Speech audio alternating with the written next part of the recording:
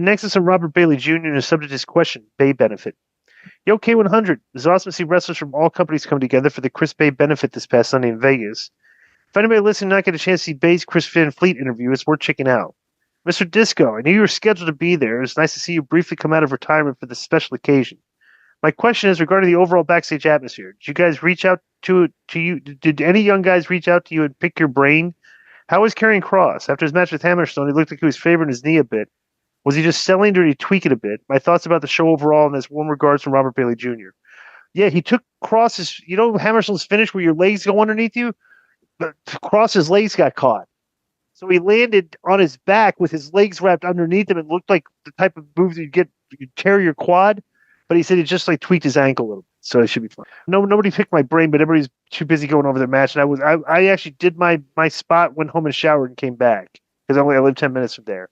But my spot was, there was a big battle royal. AJ Francis was out in the middle. He cut a promo. I came out and said I came out of retirement. I came out of retirement for this match. I've been doing 200 push-ups, 200 sit-ups, and 200 jumping jacks for the past week. So I'm ready to throw him. So what I'm going to do is I'm going to step in that ring right now and shake everybody's hand before I throw you. I'm going to do the respectful thing and shake everybody's hand before I throw you out. I came in the ring and nobody would shake my hand. Except for AJ Francis, and he shook my hand and kneed me in the gut and threw me over the top rope on it. That was my spot. It sounded like a hard night. Sounds like 5 stars. Yeah, 5 stars for sure. No, because Dave's given 6, so I'd say 7. Even 7, right? 7 stars. Yeah. How can you have 7 stars, bro? I don't know. Did you see the Kross Hammerstone thing, Conan? You want to see it? See what? The move. That's what the guy was. All right, go ahead. Oh, yeah. Because of the way he took the move. The way the move was given, or however you put it. Feel like it was nothing. Nightmare Pendulum! Oh. Yeah. Bro, that could have been really bad. Yeah, it could have torn his quads, but he got, Mando's starter pack is perfect for new customers. As a special offer for listeners, new customers get $5 off a starter pack by using code K100 at shopmando.com. That's SHOPMANDO.com.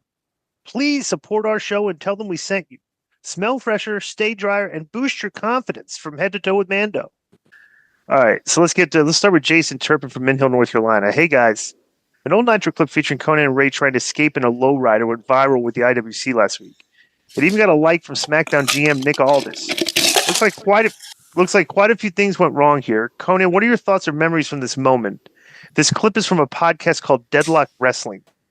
Thanks, that's Jason Turpin on Mint Hill. You got it? Hey, Conan, let's try not to eat this week, and especially right before our last email, which you've done on 2 separate occasions. You start eating on the very last email that we do. It's very disrespectful to our fans. They don't like that. You're muted, by the way. Conan, you're muted, by the way. And you're done eating your ice. Well, what do you want me to say? Did you ask me a question or something? No, we got the clip here. All right. Well, I need to see it first. I don't even know what he's talking about. Ray trips on the ground on the way to the parking lot. That cable guard f***ed him up big style. Conan and Ray get into the back of what is this, a lowrider pickup? Is that what this is? This guy, some sort of custom car. Ray jumps in the back of it. Conan's in the driver's seat. Kevin Nash walks up just in time for them to pull off. Sadly, someone pulls up in a limo and they can't drive out. There's traffic. They didn't clear the backstage before doing this segment. That's what? So Nash is commandeering a car next to him. He GTAs this f***ing guy out of his car, then looks back and realizes the lowrider truck is right next to him, not moving. All right, that's enough. That's enough. Let's suspend the guy that sent this clip. And Jason, that was supposed to be that was newsworthy. Let me just real quick. What are your thoughts or memories from this moment? I'm like, yeah, this. What if you watch the full clip, and I could be wrong, and Jason, let me know, but the limo that pulled up may have been a part of an angle. Maybe the truck was blocked on purpose. I don't think that was a screw up, but Conan would know. Conan was in the thing. Okay. Do you have any recollection from that segment, Conan? You're muted, by the way. You know, when you see something, it brings back memories, right? Right. Just brought back 0 memories. I don't even remember shooting this. You're probably high during the shoot. All right, next this is an interesting one from Matthew. Oh, by the way, Chris Bay wants to do the podcast. I told him we'd bring him on in a few weeks. Oh, that's Chris Bay. Yeah. Subject is Chris Bay show from Matthew Mason. Hey, fellas, is there any chance that Disco had any sort of face-off with? He calls it Ricochet. That's disrespectful. The Chris Bay show this past weekend. As for Matthew Mason, St. Augustine, Florida. Yes, I did. Do you want to know how the Ricochet interaction went? Yeah, who talked to who first? I went up and just talked to him. We shook hands and took a picture with each other. And I gave him. He lives here in Vegas. He's getting married here on Wednesday. Oh, really? Yeah, Cross is staying in town for the wedding. We had and I gave him some tips of the gym to go work out. He hadn't started joined the gym yet. Right.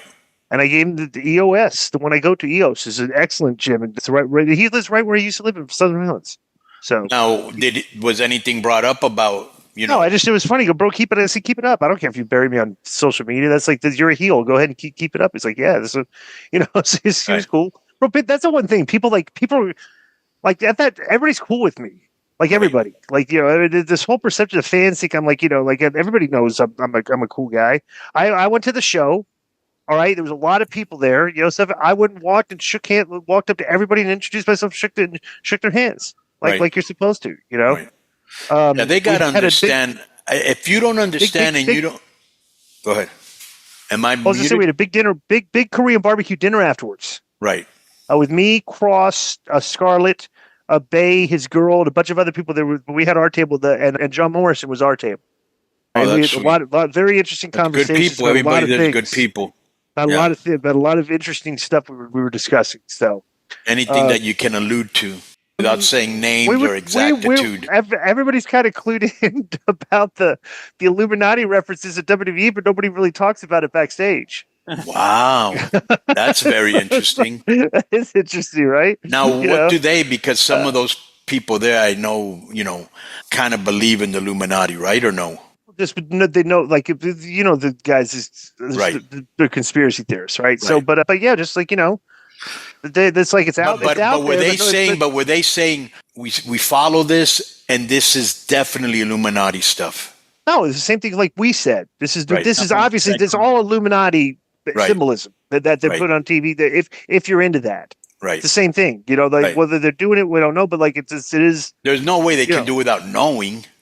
So I'm saying, it's like everybody that knows about the Illuminati knows what's going on here on that show. Right. So one of the writers clued them in. Yeah. And the funny thing is, unless one of them actually believes it. Much like online, there's not a lot of discussion about it. Right. Okay. And like in the locker, it's just nobody is really discussing it out loud because I don't think people really want to talk about it because a lot of people don't believe in it. Right. It's like talk about and they may sound stupid. Right. You just think but there's enough of people in the know that are discussing it. Well, there's enough information out there to think, this is very plausible, dude. Of course there is. And that's very plausible. So, Yo, what's up? I just want to thank you guys for watching this clip. Don't forget to hit the like button, leave a comment, and subscribe. And join our YouTube membership for hours and hours of exclusive, unedited, uncensored content. And being a member will help you get involved in our upcoming live streams. Thank you for your support. Thank you for riding with us. I know you got a lot of other podcast choices, be it wrestling or other ones. And thank you for picking us. Boom.